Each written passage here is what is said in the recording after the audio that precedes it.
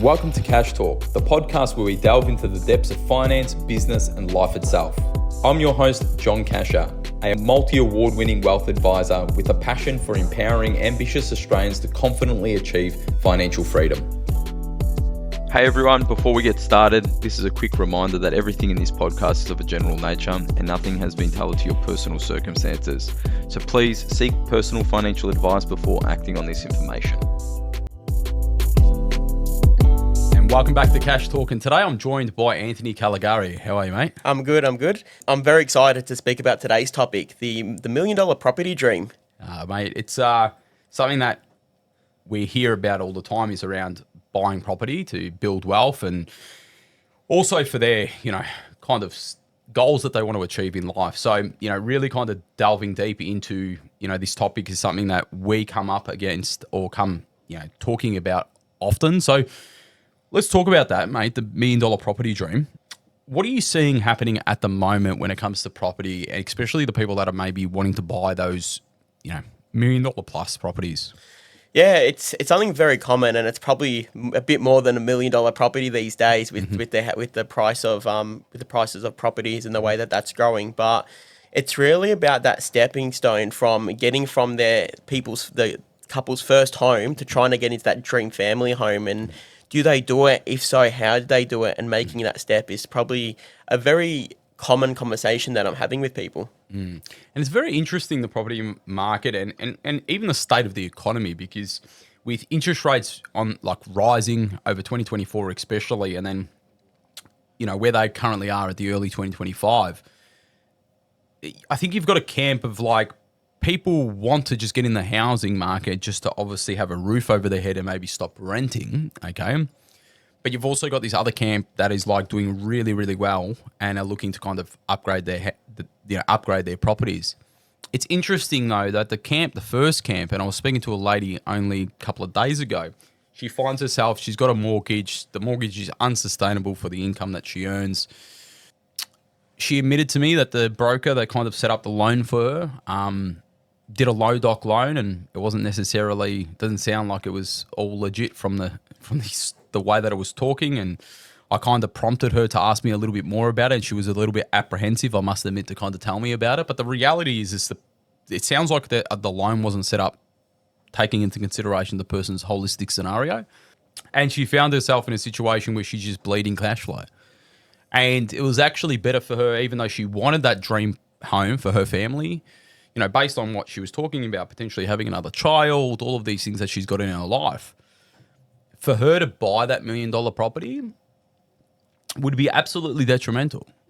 It would most likely, and I didn't kind of go through the whole process, but it really was coming evident to me that it was more likely best for her to kind of, she had some equity in her house that she's got, to literally sell everything, pay off the personal loans, pay off the mortgage, pay off everything, and start back on day one. And then she told me a valid question, and where I want to kind of lead this discussion on that as well is around, but what happens if I can't get back in? I know what I said. Anthony, what's your take on that? Because, the $1 million dream or the dream home scenario, which is the Australian dream, it's something starting to get out of reach with some people. But what would you say for someone in that scenario? And the reality, when I prompted her just for a bit more food for thought, she's like, the reason why I'm scared to do it is not because of what it means to me. It's what it means to actually my father and what it means to other people. I think that what you just said there, you touched on a very important point. I think a lot of people care about what people think rather than what they need to do for themselves.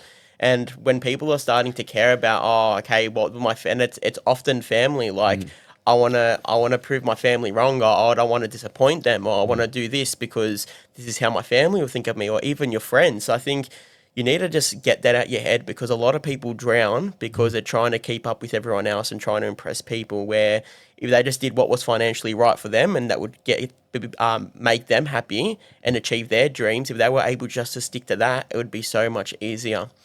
Often people, when they go to look to buy a property, they often say, what's the most I can borrow? Rather than, okay, we can probably get what we need for this much. They always want to be, okay, what's the maximum we can borrow? What's the maximum we can borrow? And when you're doing that, you're really stretching yourself. So I think often people just need to take a step back and be realistic and say, okay, maybe we don't go for the maximum the bank can lend us. Let's live a little bit more comfortably and get what we can actually afford.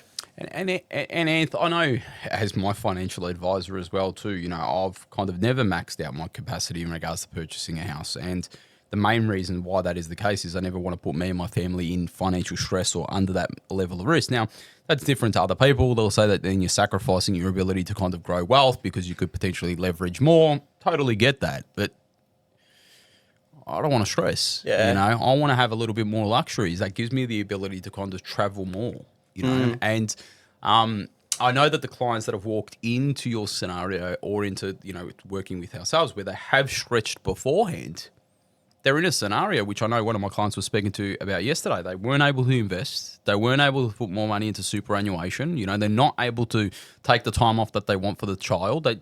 All of these sacrifices because they've maxed out for a property that I would argue was more for other people than for them. And like you said, like the bank doesn't really take into consideration if you want to go on holidays or if you want to invest money. They take into consideration what your living expenses that you need to live. So if you want to go on holidays and stuff and you want to invest and you want to prepare for the future and save some money, the bank doesn't take that into consideration. So when they're having a look at your maximum borrowing, if you're borrowing the maximum, you're not going to have that surplus cash flow to do those things. So you really got to have a look and say, okay, what do I value? Do I value that $1 million property, or do I value being able to spend time with my family, going on holidays, doing the things that we want to do and preparing for the future so we can retire early? Or is what we want the property and that's the only thing that we care about? And sometimes people get caught up in that. That's some great insights. And if you think about the person that I was speaking about before, the one that reality probably needs to kind of sell everything, clean everything up, stop the leakage. They've taken too much away from their future. They've got personal loans, car loans, mortgage. They need to start again. The level of debt in regards to income was just exorbitant. What do you say to someone like that? Like that's more, I don't know what my dad's going to think. Like, what do you say to someone like that? Because it is a tough decision to change. Yeah, but at the end of the day, it's either what is my family going to think, or am I going to have a roof over my head? Sometimes you get to the point where you have to say, okay, we need to do what's right for the family, and it may be we need to sell everything and downsize the property. Maybe live a little bit further out, or get something a bit smaller. That means that they can live within their means a little bit better. But sometimes you got to make those hard decisions, and life isn't all about easy decisions. There's always hard decisions, especially financially. And it may not be something that you want to do, but it's something that you need to do sometimes. It's interesting. I always think about like the aeroplane analogy, when if we lose cabin pressure, put mask on yourself first before you put it on, your children or other people. And I just help but feel like people are more worried about, they're okay, or what they think about me, that they're not worried about themselves, but it's actually them who are losing oxygen financially and financially drowning or dying. It's interesting when I talk about this person's scenario because from a cash flow perspective, getting rid of the house, they also had a commercial property that they were renting that they probably shouldn't have rented as well too. So some poor decisions.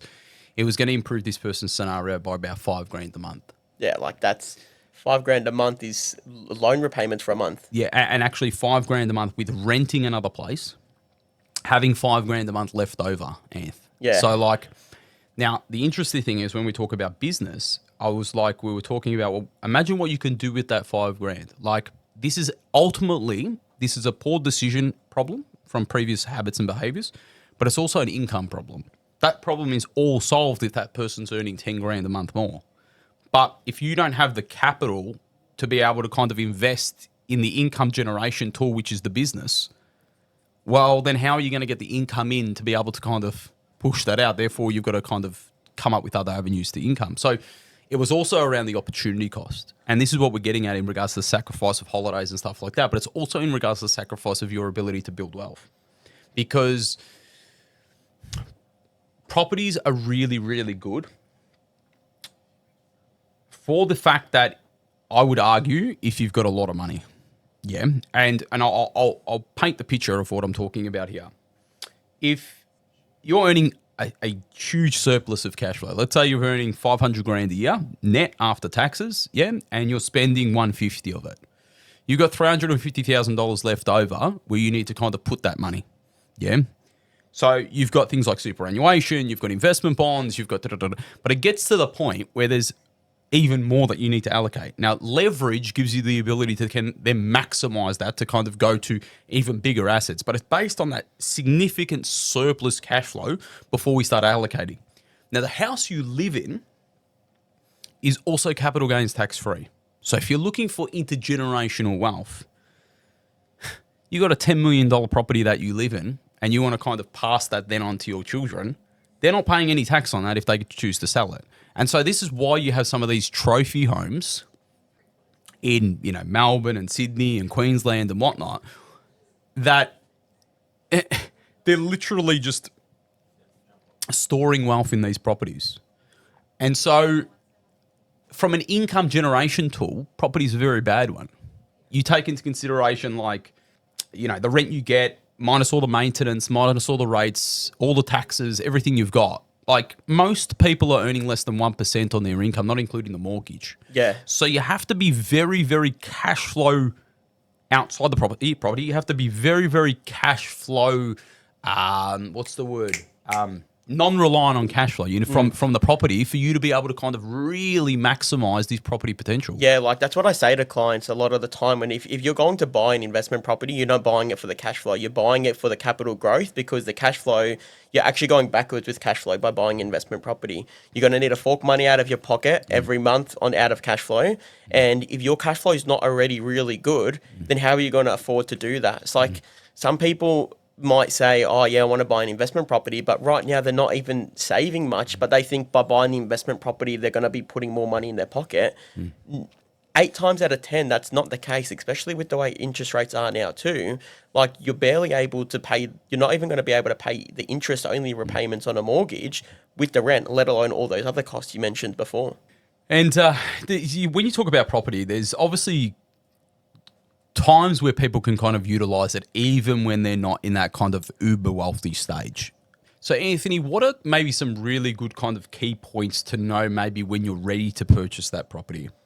Yeah, like it's a pretty basic one, but if you work out there's so many tools out there or people that you can speak to sort of get a rough gauge of how much repayments would be on a property. And my most simple tip is just having a look to see, okay, what are those repayments? If they're $4,000 a month, if you can save $4,000 a month pretty easy and you have more than that, then okay, you might be in that position. But without that surplus cash flow where you can pay that repayment like nothing, if you're going to be struggling to do that, then maybe think twice before getting into that property, because you can't, like, once you're in, you're in. It's not like you say, oh, actually, this is a bad idea, let's get out, because there's a lot of cost to buy and sell property which you want to avoid. Would you argue, like they used to say, if you can't pay for it twice, don't get it. Like, I haven't kind of properly stress tested this one, but like if your mortgage payments were $4,000, could you afford 8? I think so. And I know where you're coming from, because the answer's like, oh, then no one's going to be buy property. However, like the more you can back test that, the more comfortability you have to afford something. So it's not like it has to be 8 if it's 4, but it's the kind of useful tool to say, like, this is cash flow. This is usually, most issues happen from cash flow. So if you can kind of stress test that as much as possible, yeah, you're ready to go usually from a cash flow. Obviously, the other one is buffers, which we look at as well too, Anne. So like most banks will say 20% deposit without actually having any lender's mortgage insurance. And lender's mortgage insurance, or what they say which is what they call LMI, is essentially an insurance that you pay to de-risk the bank if something happens to you and you're not able to purchase, not able to repay the loan. And this happens for usually properties, usually loan-to-value ratios above 80%. There is some where there's a little bit less, especially if you've got certain occupations. And if you want to know more, just reach out. We can kind of walk you through that. But where I was kind of getting at with this is, even when you talk about 20%, you also need to be factoring in that you've got to give the 20% to the bank, you're getting the loan, and then you have nothing in reserve. Yeah. So, and I know you're kind of shaking your head because, we see it all the time where a person has bought a house, they've used absolutely all of their chips that are on the table, and then they've got nothing left to play the game. So what would you say is like maybe a rule of thumb to have outside of that deposit that you put into the property? And just before I get onto that, like you said, when they do that, because now they've got all this additional debt. For them to save, they're never going to save like they were before with all this additional debt. So it's a game where they're playing catch up for a very long time. But a couple of the rules that I like to use. So what I like to sort of keep in the back of my mind is when we have a look at cash flow, I want to be aiming for 10 to 20% in surplus cash flow. Okay, things to allocate towards savings, investments, holidays, And that's after the debt repayment? yeah, that's after. That's once Yep. all expenses and debts have been paid, we have about 10 to 20%. Okay, that's like my range. If you can get that 20%, fantastic. That's probably when you're ready for the next stage and to do a little bit more. But 10 to 20% is ideally where I would like to be. The next one is buffers. So ideal world, 3 months worth of living expenses is usually my golden rule. But that's not something that usually happens straight away. It's something that it's a target that we like to build up to.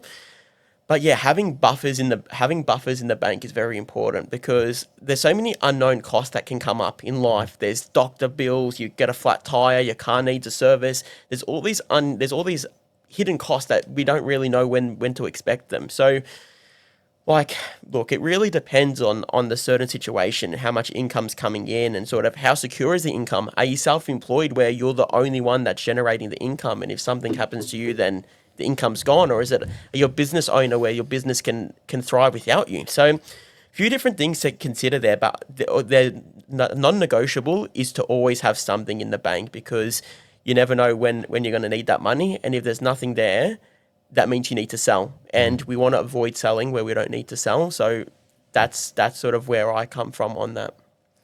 It's interesting, Anth, like, these measures that we kind of do every day for our clients, they obviously build safety. It's de-risk the scenario. Like you alluded to before, like property is a long-term asset. We want them to hold it for a long period of time because we know that by holding the asset for a long period of time, it reduces the risk of losing money. It's also important to know that it is not the only way to build wealth. And in Australia, especially from a millennials perspective, I think you're Gen Z, our parents we're all about property. I did a post the other day in regards to like the difference between buying a direct property, I think it was like 20 years ago or 30 years ago, whatever it was, versus the S&P 500 if you did it. And there was a substantial difference in regards to property and stocks. The ability for the S&P 500 to outgrow direct property was huge. That wasn't taken into consideration dividends or income. It was just capital growth. And it got a lot of interaction, a lot of interest in that post for the simple fact that I think that a lot of people didn't realize the exorbitant difference from those two assets. Now, those two assets on the kind of risk-return spectrum sit both in that kind of growth-orientated asset class, which is 10 plus years away. And so it is not the only way to grow your money. And I would argue that having property and having stocks, it has both really, really good characteristics for both and bad characteristics for both as well. Yeah, so if you find yourself in a scenario where you've got all chips on the table in regards to property and you don't have any stocks, you're not diversified well. Yeah. And, Anth, I had one of my clients, a friend that just reached out. He's in his early 30s, I think, or maybe mid-30s, doing very, very well for himself. I think, it's like a $2.5 million property portfolio at that point. And I'm talking about net of debt, not what people say and they go, I got a $10 million, this is net.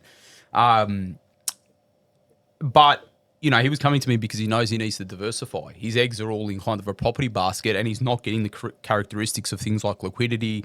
He's not getting the characteristics of the franking credits that you can get from a lot of Australian stocks as well too. So, this kind of $1 million property dream, if it's the house you live in, the investment property, whatever it is, I think what I'm more trying to allude to is a few things. Is one, if it's not right for you, don't do it for someone else. 100%. If it's really important to you, understand how you need to prepare yourself for that purchase, for the maintaining of that property, and then the risks and the opportunity cost of making that decision. Now, this is the same in regards to every decision. In regards to if you put $1 million in the stock market, I would want you to do the same exercise. So I think the most important thing that I want to kind of get across is this is a huge decision. Get it done right.